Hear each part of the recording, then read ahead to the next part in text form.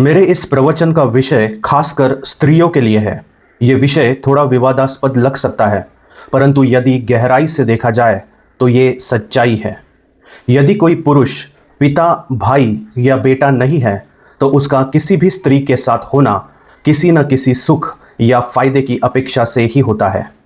कोई भी मित्र, सहकर्मी या परिचित व्यक्ति यदि मदद कर रहा है या नम्र व्यवहार कर रहा है, तो उसके पीछे उसका स्वयं का सुख या फायदा ही छिपा होता है। मूल रूप से ये सुख शारीरिक नज़दीकी से जुड़ा होता है, परंतु केवल यही कारण नहीं है। स्त्रियों के प्रति आकर्षण कई रूपों में प्रकट होता है। यौन सुख को पुरुष मन का सर्वोच्च आकर्षण माना जा सकता है। ये सबसे बड़ा कारण है जिसके कारण कोई पुरुष किसी स्त्री की ओर झुकता है, किंतु ये एकमात्र कारण नहीं है। कई लोग अपनी पहचान को बढ़ाने के लिए आकर्षक स्त्री का मित्र कहलाना चाहते हैं। कोई केवल स्त्री के साथ अश्लील और शरारती बातचीत में आनंद लेना चाहता है। कोई व्यक्ति तस्वीरें मांगकर उन्हें देखने से सुख प्राप्त करता है। कोई स्त्री के साथ सार्वजनिक स्थानों पर घूमकर गर्व और संतोष महसूस करता है। ये सभी विनम्र रूप हैं जिनमें पुरुष अपने सुख या फायदे खोजता है। ये समझना आवश्यक है कि यदि किसी पुरुष को किसी स्त्री से कोई सुख या फायदा नहीं मिलता, तो उनका संवाद केवल क्षणिक होता है। 2-4 शब्द, थोड़ी देर की मुलाकात और फिर दूरी। परंतु वही पुरुष जिस स्त्री से आकर्षित होता है, उसके साथ लंबे समय तक रहने का प्रयास करता है। यदि आकर्षण नहीं है तो बातचीत केवल औपचारिकता भर रह जाती है।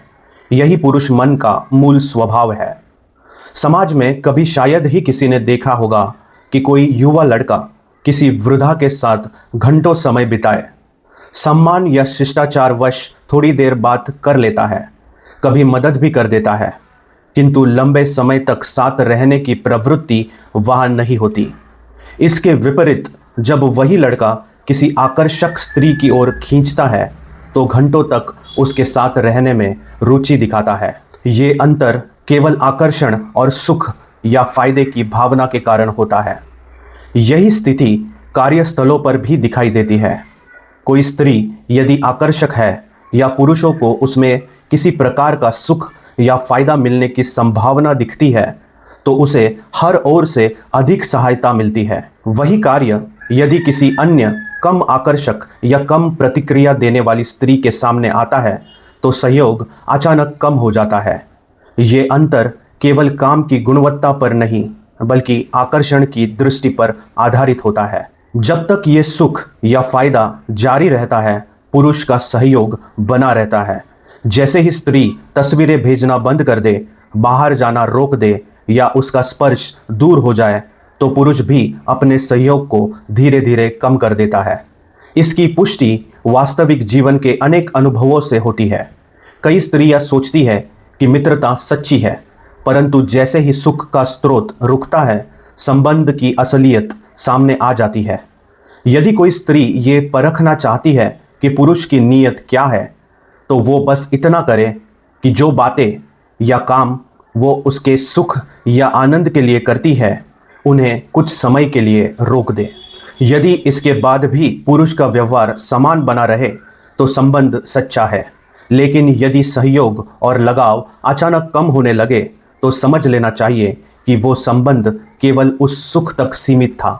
यही कारण है कि स्त्री के साथी का आक्रोश भी इस स्थिति से जुड़ा होता है। जब कोई पति या जीवन साथी स्त्री की मित्रताओं पर नाराज होता है, तो उसका आधार केवल अधिकार की भावना नहीं होती। वो जानता है कि अन्य पुरुषों के मन में कौन से विचार चल रहे हैं, क्योंकि वो स्वयं भी उसी मानसिकता से गुजर चुका होता है। इसीलिए उसका आक्रोश वस्तुतः अनुभव का परिणाम होता है।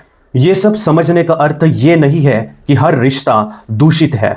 इसका अर्थ केवल इतना है कि वास्तविकता को जानना और उस पर सजग रहना आवश्यक है।